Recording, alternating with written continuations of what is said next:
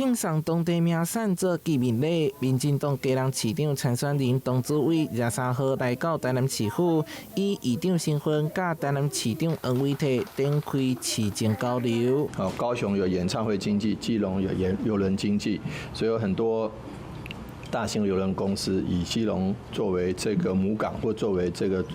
個進出的地方。那安平港我們也有一些條件，那當然基隆是天然的深水港。那另外呢，在市政建設方面，我們都有碰到一些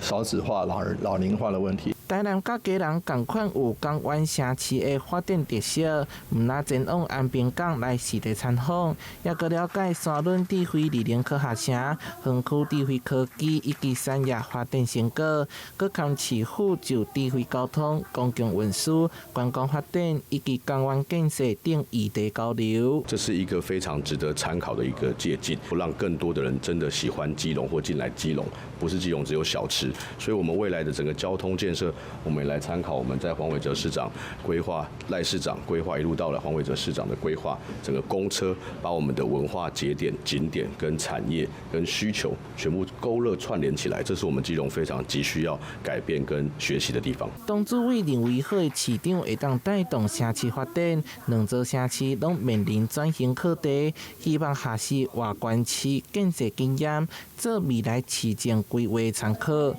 但是新聞出海採訪報道。